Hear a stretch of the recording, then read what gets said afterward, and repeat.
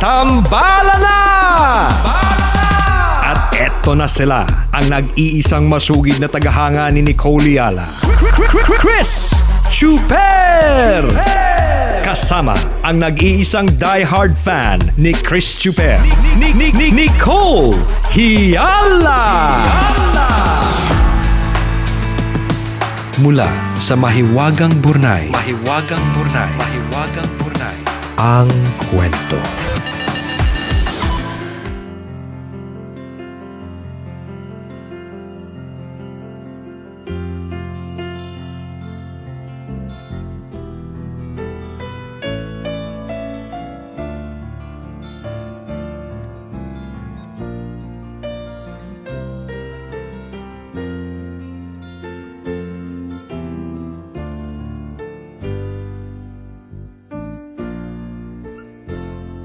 Hindi pa nagtatagal ang lockdown sa Manila, pero parang na-COVID na ako. Hapon noon, at nag-FB kami ng mister ko nang biglang may nag-text sa kanya. Nasulyapan ko yung cellphone niya. Number lang at walang name. Biglang kumabog ang dibdib ko. Tumayo siya at tumayo sa kinauupuan niya.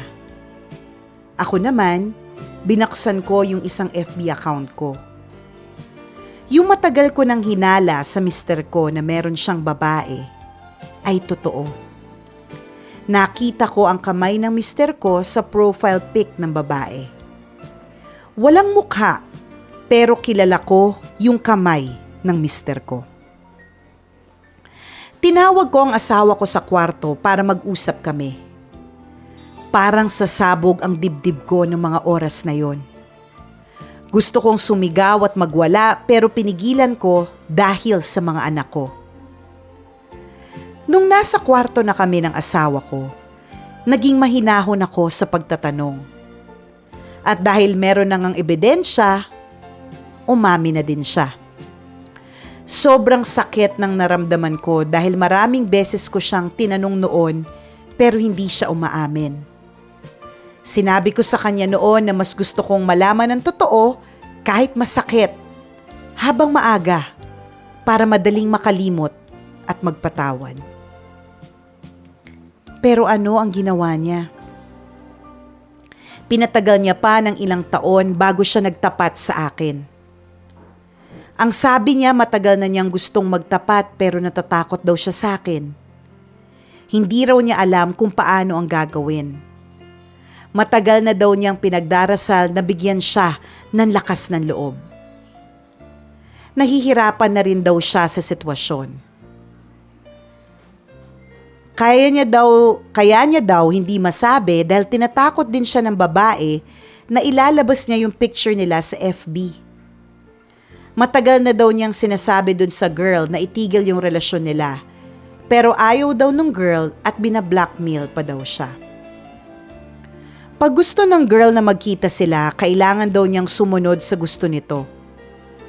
Pero ngayon, nagkaroon na siya ng lakas ng loob na magtapat dahil tinototoo na ng babae yung banta niya.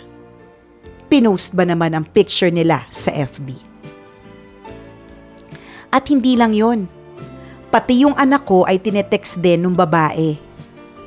Dinamay niya pati ang anak namin. Talagang gusto niyang sirain ang pamilya namin. Sising-sisi ang asawa ko sa mga ginawa niya hanggang sa mapaiyak pa siya sa paghingi ng tawad. Ngayon ay galit na galit siya dun sa babae. Bangungot daw sa kanya yung ginawa niyang yun. Ayaw na raw niyang makita at marinig ang boses ng babaeng yun. Hindi pa rin tumitigil sa pagpo-post yung babae. Pintas at mura ang mga sinasabi niya pero hindi ako pumapatol sa pagpo-post niya. Hindi ko siya ka-level. Sabi ng asawa ko, hindi daw matanggap ng babae yung paghihiwalay nila. Bago mag-lockdown ay meron ng ginawa ang mister ko para bumawi sa akin. Kaya pala ganun siya ka-sweet sa akin. Nung humingi siya ng tawad, ang sabi ko, hindi ko siya basta-basta mapapatawad dahil ang tagal bago siya umamin. Ang hirap makalimot sa mga masasakit na pangyayari, lalo na sa panahon ngayon na hindi ka pwedeng lumabas para maglibang. Ang sabi ko sa asawa ko, sa akin natakot siya. Pero sa Diyos, hindi siya natakot nung ginawa niya yun. Gusto ko sana makaharap yung babae para mapatawad ko na rin siya pero ayaw ng asawa ko. Dun ko lang kasi malalaman kung totoong wala na sila. Ayaw na raw niyang makita yung babae. Sana naman daw maniwala ako. Gustong-gusto ko na mag-move on.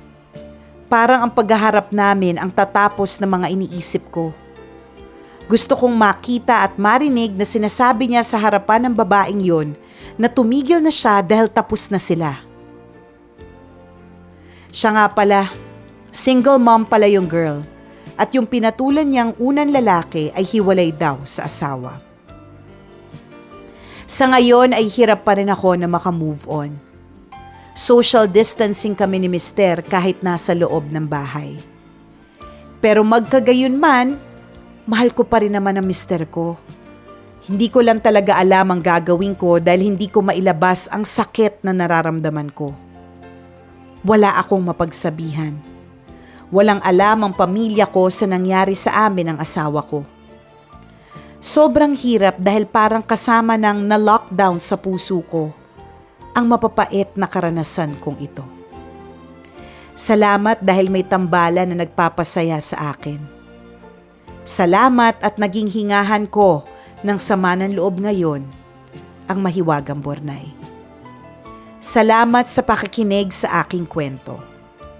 Ako si Bea, tambalanista since 2017.